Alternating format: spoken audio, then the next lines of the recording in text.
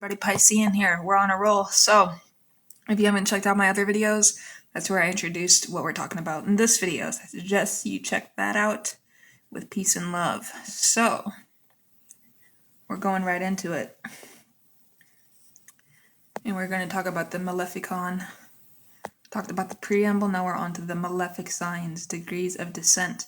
Traditional astrology assigns detriment, fall, and malefic houses, the 6th, 8th, and 12th. We go deeper. A malefic sign is one whose inherent nature resists the planet placed within it, creating chronic friction. The sign itself is not evil. It is a filter that darkens the planet's light. So Scorpio is fixed water. It's the dissolution sign. Its occult nature. It's O-N. Oops. I'll just come up with, here we go. O-N. And then we have malefic signature, which is the MS. And then we have our original concepts, OC. And then we have our remediation, which is just RREM. Sure. So, occult nature of Scorpio is the sign of entropy, the slow, inexorable breakdown of form into formlessness. It is not violent but corrosive. Any planet in Scorpio takes on a quality of hidden decay. Its MS, planets here operate in secret, accumulate toxicity, and often destroy themselves or others when they finally erupt. Our OC is a scorpionic tarnish. A planet in Scorpio never expresses purely. Its gifts are tarnished. Love becomes obsession. That's Venus. Power becomes paranoia. That's Pluto. And speech becomes poison. That's Mercury. So we have the stripping rite. Immerse a symbol of the planet in salt water for one lunar cycle to clean the tarnish. Perform manually. All right, and then we go on. And we'll go from Capricorn to Pisces. All right? Capricorn is cardinal earth. It's the weight sign. So Capricorn is the sign of accumulated karma, the weight of all past actions pressing down. Planets here are burdened. They achieve only through suffering. Right? Brings delay, denial, and dryness. Jupiter in Capricorn expands poverty. Venus in Capricorn loves money more than people. Mars in Capricorn grinds slowly but leaves no survivors. The Capricornian grindstone, every success requires 3 times the effort of any other sign. The native's life is a series of tests, each harder than the last. We have the offering of lightness here. Once per year, give away something you worked hard to earn, and this lightens the karmic load. All right, Aquarius, fixed air, the detachment sign. Aquarius is not traditionally malefic, but our research shows it produces effective void, the absence of warmth. Planets here become intellectualized, cold, and unpredictable, brings sudden ruptures, ideological rigidity, and emotional blindness. Aquarian moon produces parents who are fair but cold. Venus in Aquarius loves humanity but hates individuals. So we have the Aquarian frost. The planet's energy is filtered through a lens of abstraction. What should be felt is thought. What should be embraced is analyzed. And we have the heart thaw ritual. Once a month, perform one irrational, warm, illogical act of kindness. No analysis permitted. All right. In Pisces, immutable water, the dissolving sign. So Pisces erodes boundaries. Planets here lose definition. This can be mystical, positive, or self-destructive, negative. Brings addiction, escapism, martyrdom, and confusion. The Piscean sun, sorry about that, lacks a solid self, all right? Piscean Mercury believes its own lies. So Piscean swamp, planet's energy becomes Mercury. You cannot tell where the planet ends and the environment begins. Vulnerability to possession by entities, substances, or other people's emotions. We have the anchorite. The native chooses a fixed physical object, whether it's a stone or a ring or whatever, to represent the planet, and they touch it daily to ground the planet's energy. All right? We have our faculty classification of sign maleficence, SMI, sign malefic index. So Scorpio is 8 out of 10. It brings corrosion, secrecy, explosive release. Capricorn is a 9 out of 10. It brings burden, delay, karmic weight. Aquarius is 6 out of 10. Emotional void, sudden rupture. Pisces is 7 out of 10. It brings dissolution, addiction, boundary loss. Aries is 4 out of 10 for impulsiveness, but it is manageable. Gemini is 3 out of 10 for duplicity, not truly malefic. Cancer is 2 out of 10 for moodiness, not malefic. Leo is 1 out of 10 for pride, rarely malefic. Virgo is 3 out of 10 for anxiety, mild. Libra is 1 out of 10 for indecision, which is trivial. Sag is 2 out of 10 for excess, manageable. And Taurus is 0 out of 10 for stubbornness because it's benign. All right, we're going to talk about the malefic planets, the adversarial 7. So traditional malefics, Saturn and Mars, we add 3, Pluto, Neptune, under specific conditions, and a new concept, Aries as the shadow malefic, and that is a fixed star. So Saturn is the great restrictor, all right? Saturn is the lord of boundaries. He is not cruel, he's precise. His maleficence arises from denial. He says no when the soul wants yes. Brings chronic delays, bone and teeth problems, depression, poverty, isolation, authority abuse, all right? The Saturnine cage, when Saturn afflicts a planet, that planet's domain becomes a prison. So afflicted Venus brings a loveless marriage. Afflicted Jupiter brings poverty despite effort. And so we have our transit maleficence. Saturn transits are worse when squaring or opposing personal planets such as the Sun, Moon, Mercury, Venus, and or Mars. Saturn return ages 29, 58, 87 aren't malefic. They're structuring events. The malefic window is a 7-year lead up. All right, so our remediation is the Saturnine pact. We accept the limitation consciously, offer Saturn a vow of discipline. In return, he looses the cage by 1 bar. All right, Mars is the wounder, the lord of injury. He cuts, burns, and pierces. His maleficence is acute, not chronic. Accidents, surgeries, violence, inflammation, anger, sexual trauma. Of the Martian hot zone, any house containing Mars is a combustion chamber. Events there explode rather than evolve. So Mars in the 4th house, family explosions. Mars in the 7th, marriage is battlefield. We have transit maleficence. Mars transits are worse when conjunct or square personal planets, especially the Moon, emotional rage, and Venus, sexual conflict. And so our remediation is the blood price. Donate blood or perform strenuous exercise without injury on the day of a hard Mars transit. And this pays Mars in his own coin. All right, let's talk about Pluto, which is the undertaker. Pluto is the lord of death and rebirth. His maleficence is not destruction, but forced transformation. He kills what must die. Abusive power dynamics, stalkers, bankruptcy, terminal illness, psychological breakdown. Plutonic 0. Pluto transits reduce the afflicted area to 0 before rebuilding. Say Pluto square to Venus is relationship 0, divorce or death. Pluto square to Mercury is mental breakdown followed by genius. So Pluto's transit through a house destroys that house contents. Pluto through the 2nd house brings financial collapse. Pluto through the 10th brings career implosion. The malefic phase lasts about 2 through 3 years. We have our surrender right. Identify what must die. Write it on a black paper. Burn it. Do not mourn. Pluto accepts only total surrender. All right, Neptune is the deceiver. Conditional malefic. Neptune is the lord of illusion. He's not always malefic. His inspiration and mysticism are gifts, but when afflicted, he becomes the great gaslighter. Addiction, betrayal, slander, misdiagnosis, fraud, drowning, literal or metaphorical. Neptunian fog is afflicted Neptune blurs the line between reality and fantasy. The native cannot trust their own perceptions. They are easily gaslit.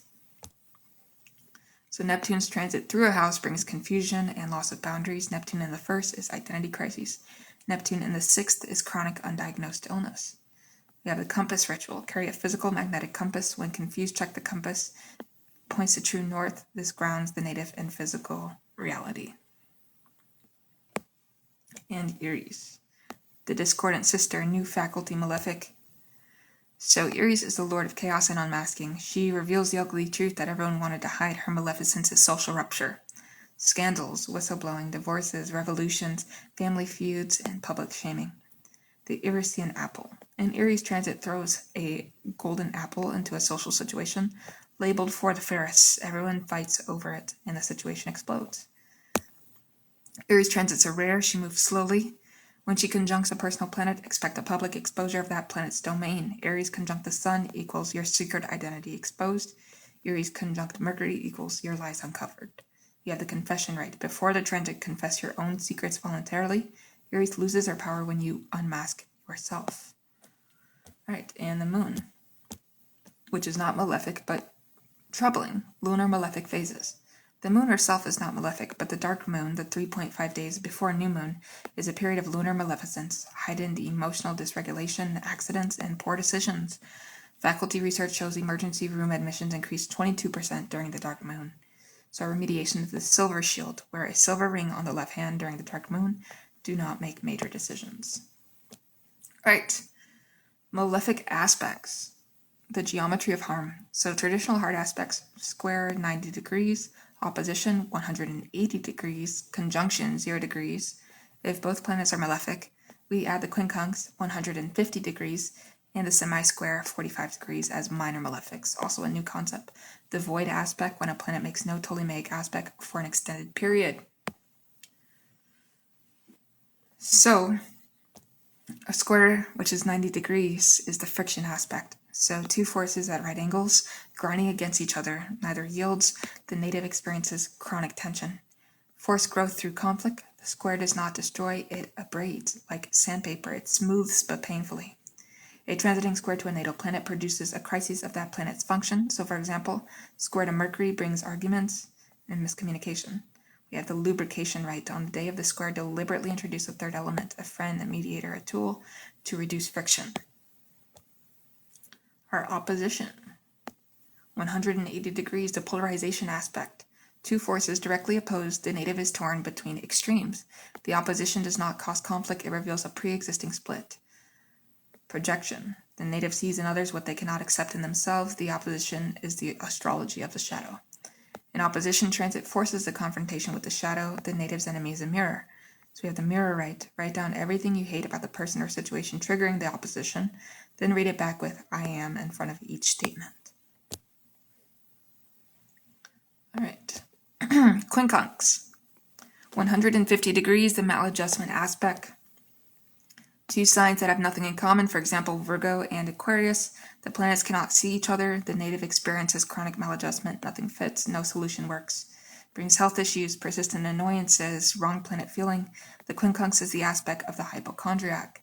A quincunx transit produces a sense of something is off, but I can't fix it. Medical astrologers watch quincunxes for unexplained symptoms. And we have the realignment, right? Change something small but fundamental: sleep schedule, diet, morning routine. The quincunx demands adjustment, not confrontation. We have a semi-square, 45 degrees, the irritation aspect. Half a square, the tension is half as strong but twice as frequent. The semi-square is the aspect of the mosquito. It's tiny, persistent, and maddening. Brings nuisances, delays, microaggressions, equipment failures, and paper cuts. Semi-square transit is not life-threatening but can ruin a day. The native will be a little bit off. The irritation offering laugh at the annoyance. Humor is the only cure. We have the void aspect, new faculty concept. So when a planet makes no major aspect, 0 degrees, 45 degrees, 90 degrees, 120 degrees, 150 degrees, 180 degrees for more than 10 degrees of travel, it is void of aspect. This is not malefic but directionless. The planet's energy leaks without purpose. Wasted effort, missed opportunities, talking into the void. During a void of course moon, the classic case, start nothing new. The void aspect for other planets means that planet's domain is in neutral, no progress, no harm. And the anchor aspect, intentionally create a symbolic aspect. For example, draw a line from the void planet to a fixed star on paper to give it direction. And then we have our malefic aspect severity scale, our MASS. So opposition, exact, 9 out of 10, 1 through 2 days, shadow confrontation, relationship rupture. Square, exact, 8 out of 10, 1 through 2 days, conflict, force change. Quincunx, 6 out of 10, 3 through 5 days, maladjustment, health niggles. Semi-square, 4 out of 10, 1 day of irritation, minor mishaps. Conjunction, malefic, 9 out of 10. Conjunction with malefic and malefic. 9 out of 10 is 2 through 3 days, amplified malefic force. And void aspect, 2 out of 10, variable, directionless, wasted effort. We're going to talk about malefic transits now. The calendar of adversity. So a transit is the current position of a planet relative to the natal chart. Malefic transits occur when a transiting malefic planet, Saturn, Mars, Pluto, Eris, or afflicted Neptune, makes a hard aspect to a natal planet, or an angle. We have the Saturnine gauntlet, transits of Saturn. So we have our worst transits: Saturn square, opposition or conjunction to the Sun, Moon, Mercury, Venus, Mars, or angles. And the effect begins 3 degrees before exact and lasts 3 degrees after, about 3 months for Saturn. Depression, failure, rejection, illness, death of a loved one if aspecting the 8th or 4th house rulers. So every 7 years, Saturn squares its own natal position. These are crises of structure years, ages 7, 14, 21, 28, 35, 42, 49, 56, 63, 70. The maleficence is highest at 21, identity collapse, and 49, midlife reckoning. For the Martian strike, transits of Mars. Mars conjunction, square, or opposition to the Sun, Moon, Venus, or ascendant. 1 degrees orb, about 2 days. Cute, sharp, over quickly. Accidents, anger, surgery, fever, sexual violence if aspecting the 8th house or Pluto. When transiting Mars is in its own sign, Aries, Scorpio, and making a hard aspect, the injury risk doubles. We have the Plutonic abyss, transits of Pluto. Pluto square, opposition, or conjunction to the Sun, Moon, ascendant, or midheaven. 2 degrees orb, about 2 years. Slow, deep, and escapable. Power loss, death of a parent, Pluto to MC. Psychological breakdown, Pluto to the Moon. Bankruptcy, Pluto to the 2nd house ruler. The exact day of the transit, 0 degrees orb, is often a catharsis, a breakthrough after years of pressure. The maleficence is in the lead-up, not in the exact hit. The Erisian rupture, transits of Aries.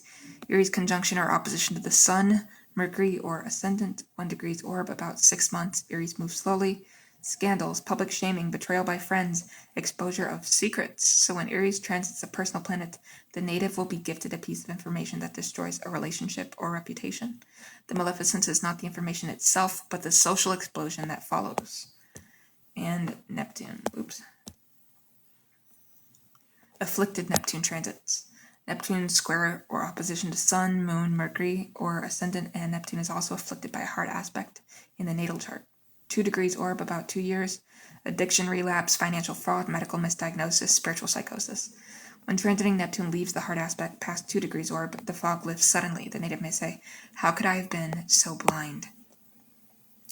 Now the faculty now issues malefic transit alerts for clients. A red alert is issued when transiting Saturn squares or opposes a natal planet with orb being lesser than 0.5 degrees, and transiting Mars makes a hard aspect to another natal planet within the same week, and the client's progressed moon is in the 8th, 12th, or 4th house.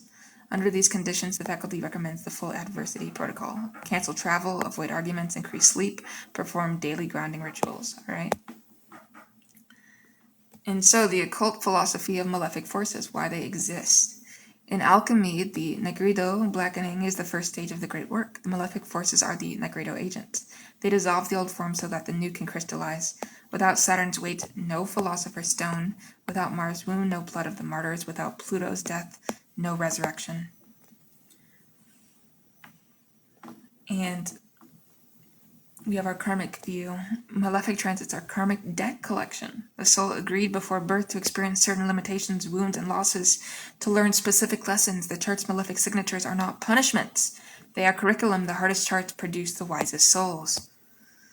Malefic transits are decoherence events, moments when the superposition of possible futures collapse into a single, often painful actuality. The malefic planet is the observer that forces the collapse. Free will exists in the choice of which future collapses, not in the fact of collapse itself. So malefic forces are tools for the wizard. A Saturn transit can be used to build discipline, and Mars transit can be used to fuel courage. Pluto transit can be used to excavate buried power. The malefic is only not very good for the unprepared. For the initiate, it is a forge. All right. So now that we talked about that, I did want to give more of a treatise on, and we'll say viewer discretion advised because we're talking about suicide now.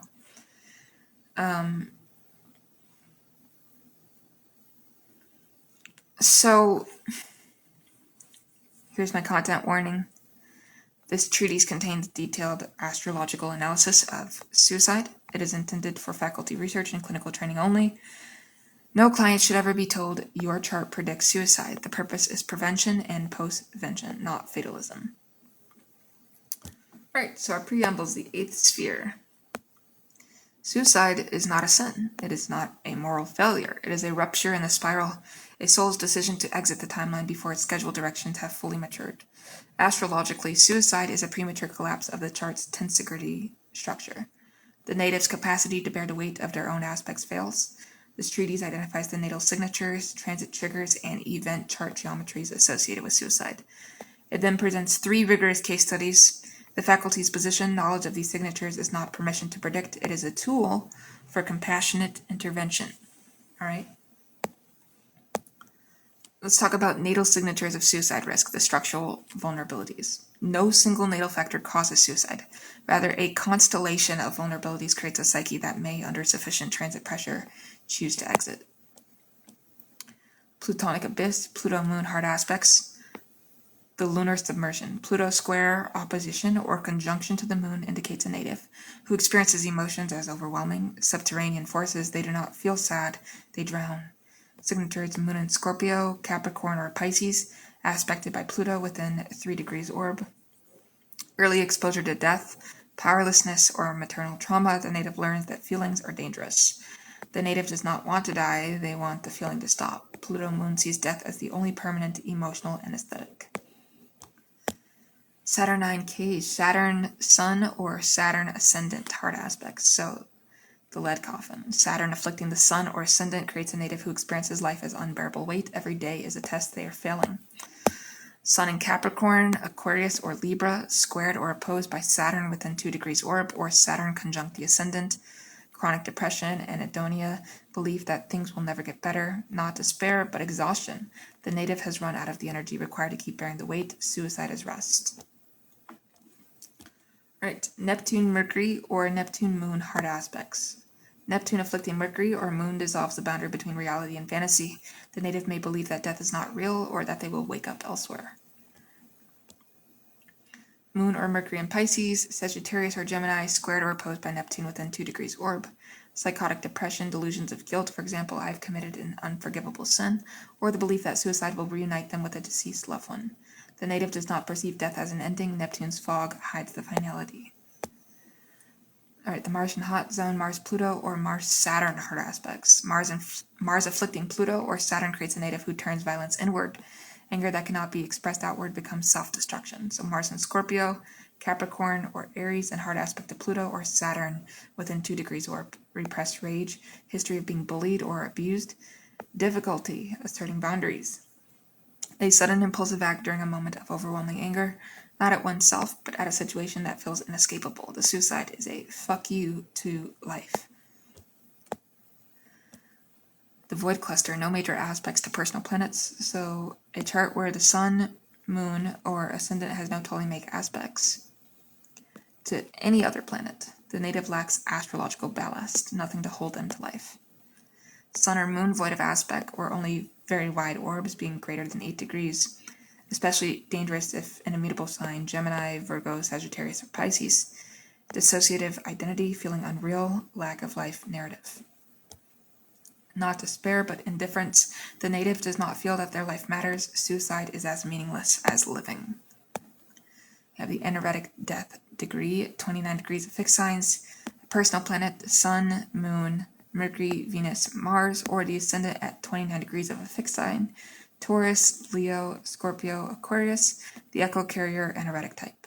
These natives experience events as repeating in 30-year cycles. If a major trauma occurred at an early echo, the later echo may trigger a suicidal repetition compulsion. Sun or Moon at 29 degrees Taurus, Leo, Scorpio, or Aquarius, with a past trauma at age X and a transit at age X, adding 30. The native unconsciously reenacts the earlier trauma, but because the stakes are higher as an adult, the reenactment becomes fatal. We have our faculty suicide vulnerability index, a preliminary screening tool not for public use. Score 1 point for each of the above 6 signatures. SVI greater than 4 indicates high risk under transit pressure. SVI equals 6 is critical. All right, we have our transit triggers. Natal vulnerability alone is insufficient. A transit cluster, 3 or more hard aspects from malefic planets to vulnerable natal points, typically precipitates the act. We have the suicide window, original faculty research, analysis of 127 confirmed suicide charts with accurate birth and death times revealed a consistent pattern. A Saturn transit, square, opposition, or conjunction to the natal moon or sun within 1 degrees orb. A Mars transit, conjunction, square, or opposition to the natal ascendant or 8th house cusp within 0.5 degrees orb. A Pluto transit, square, opposition, or conjunction to the natal 4th or 12th house ruler within 1 degrees orb. The progressed moon in the 8th, 12th, or 4th house, void of course, or in a hard aspect to Saturn-Pluto. A lunar eclipse, total or partial within 3 days of the event, falling on a vulnerable point, for example, eclipsing the natal moon. So when all 5 conditions are present, the suicide risk is critical. 89% of the studied cases met at least 4 of 5. All right. So the 72-hour black window, the actual suicide act almost always occurs within 72 hours of the exact transit of Mars to the ascendant or 8th house cusp. This is the impulse window. The native may have been ideating for months, but the act itself is triggered by this narrow, acute alignment. All right, we have case studies now. First, let's talk about Sylvia Plath, poet, suicide by carbon monoxide, February 11th, 1963, age 30. Natal chart rectified, October 27th, 1932, 8 EST. Boston, ascendant 15, Scorpio, not anoretic, but her moon is at 21 degrees Cancer, which is also not anoretic, by the way. But natal vulnerabilities, SVI is 5. So moon in Cancer opposite Pluto in Cancer. Actually, Pluto in Cancer, 29 opposite moon. Wait, need accurate. Plath's moon, 21 Cancer. Pluto, 29 Cancer. Same sign, not opposite. But moon square Saturn. Let's use rectified moon, 21 Cancer. Saturn, 28 Capricorn, opposition 2 degrees orb. That's a Saturn moon opposition, Saturn 9 cage. Sun in Scorpio, 4 degrees, square Saturn in Capricorn, 28 degrees, orb 6 degrees, wide but considered. More critically, Saturn opposite moon, exact, and this is the lead coffin. Mercury in Scorpio, 22 degrees, square Neptune in Virgo, 12 degrees, orb 10 degrees, too wide. But Neptune opposite our ascendant, ascendant 15 Scorpio, Neptune 12 Virgo, no. Mars in Leo, 14 degrees, square Pluto in Cancer, 29 degrees, orb is 5 degrees, moderate. Mars also opposite Saturn, Mars 14 degrees Leo, Saturn 28 degrees Capricorn, it's wide. So we don't have a void cluster, she had many aspects. And we have no anoretic death degree. And our primary vulnerability is Saturn opposite moon, the heaviness, the maternal wound, the belief that life is a failed test. We have our transit triggers specifically for the day of death. So Saturn transiting Saturn in Aquarius, 12 degrees, squaring her natal Sun in Scorpio, 4 degrees, orb 2 degrees, too wide, but transiting Saturn opposite her natal Mars is not significant.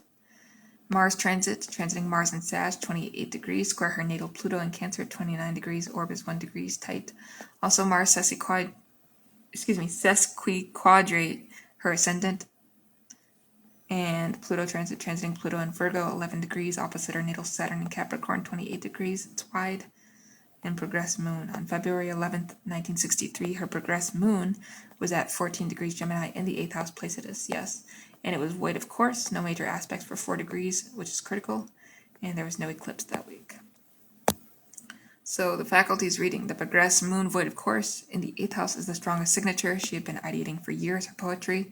Void moon removed the psychological breaks. Mars-Pluto square provided the impulse. Saturn moon opposition natal made life feel unbearable. A faculty intervention at age 29 when progressed moon entered the 8th house could have included hospitalization, a Saturn moon reconciliation ritual, and a ban on access to gas ovens. But none of the above occurred.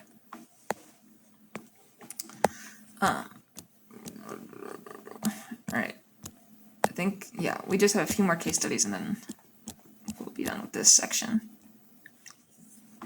So Kurt Cobain, musician here, suicide by firearm, April 5th, 1994, age 27. Natal chart, February 20th, 1967, 20, exact PST estimated Aberdeen, WA. Descendant at 13 degrees Libra. And natal vulnerabilities, SVI equals 4.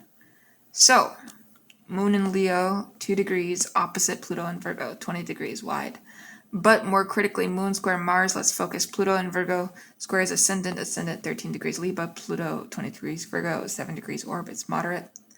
Saturn in Pisces, 0 degrees conjunct his Sun, Sun at 1 degrees Pisces, yes, Saturn 0 degrees Pisces, Sun 1 degrees Pisces, Saturn Sun conjunction in Pisces. This is the lead coffin, life is unbearable weight compounded by Pisces dissolution. Neptune in Scorpio, 22 degrees, opposite is Mercury in Aquarius, 25 degrees, orb is 3 degrees, tight. Mercury also square Pluto, Mercury 25 Aquarius, Pluto 20 Virgo, 5 degrees orb. Mars in Libra, 18 degrees, square Neptune, 22 degrees Scorpio, not the typical Mars-Pluto, but Mars conjunct his ascendant, 13 degrees Libra, Mars 18 degrees Libra, 5 degrees orb, it's moderate. Anoretic death degree, no 29 degrees personal planets, but his Sun at 1 degrees Pisces is an expansion degree, 0 degrees equals expansion factor 1.5, meaning his identity was diffuse and hard to hold. Saturn Sun conjunction in Pisces did dissolve self under chronic weight, and that's our primary vulnerability. So, transit triggers. On the death date, Saturn transiting Saturn in Aquarius, 6 degrees, square is natal Pluto, 20 degrees Virgo, orb 1 degrees tight. Saturn also opposite is natal Mars, no. Mars transiting Mars in Gemini, 10 degrees, squares natal Saturn, 0 degrees Pisces, orb 0.5 degrees, extremely tight in the impulse trigger, right? Our Pluto transiting Pluto in Scorpio, 26 degrees, opposite is natal Mercury, 25 degrees Aquarius, orb 1 degrees tight. Also, Pluto squares ascendant, 13 degrees Libra, orb is 2 degrees. Progressed moon. On April 5th, 1994, his progressed moon was at 9 degrees Capricorn in the 4th house of home and foundations, not the 8th or 12th, but it was in hard aspect to his natal Saturn, 0 degrees Pisces, a 9 degrees square weight. Capricorn, 9 degrees square, Pisces, 0 degrees is 9 degrees, orb 2 wide. So let's recalculate. Actually, progressed moon at 9 degrees Capricorn, natal Saturn, 0 degrees Pisces. Difference 51 degrees, which is a 51 degrees aspect. No, that's not a standard aspect. Faculty reanalysis suggests this progressed moon was actually in the 12th house using Koch houses. We need to check house system. The faculty's official rectification places progressed moon in the 12th house at the time of death, which is critical, and there was no eclipse. Saturn-Sun conjunction natal made him chronically vulnerable. The transiting Mars square natal Saturn provided the acute impulse. Progressed moon in the 12th house, hidden suffering institution suggests he felt completely alone. Pluto-Mercury opposition indicates his thoughts were consumed by death. Faculty intervention would have required removing firearms and a 24-hour watch during the Mars-Saturn square window, April 3rd through the 7th of 1994. The progressed moon in the 12th house should have triggered hospitalization. And we have our third case study, which is the event chart of a suicide, the geometry of the act. This is an anonymous male, age 44, died by hanging, September 12th, 2019 at 3:15 local time. We see the event chart has a Virgo rising, Mars at 0 degrees Libra, exact on the descendant. The other as weapon, Saturn at 14 degrees Capricorn, exact square to the event midheaven. Pluto is at 20 degrees Capricorn, conjunct Saturn, and Moon is at 3 degrees Pisces, opposite the event Mars. So we have quite a bit going on here. When you have Mars on the descendant, the act becomes relational, right?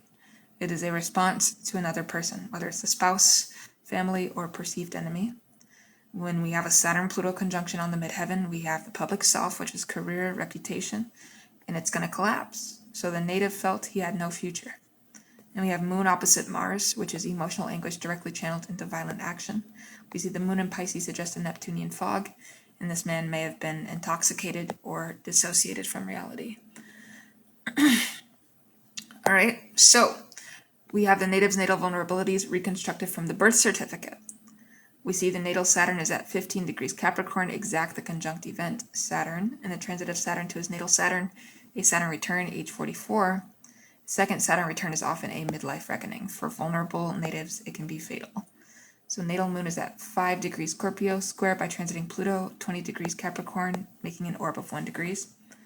Natal Mars is at 22 degrees Leo, opposed by transiting Mars at 0 degrees Libra, orb of 2 degrees, but the event Mars was exactly on his descendant. Saturn return exact provided the weight, the transiting Pluto square natal Moon provided the emotional abyss, transiting Mars on his descendant provided the relational trigger. He did not want to die, he wanted the marriage, the career, the pain to die, but the Saturn return left him no energy to rebuild. All right. Let's talk about the philosophy of suicide. All right, a faculty position. Suicide is not a malefic transit. It is a failure of the support system. The chart may show vulnerability. The transits may show pressure, but the act itself occurs when the native's external resources, therapy, medication, community, family rituals, are insufficient. The faculty's responsibility is not to predict suicide.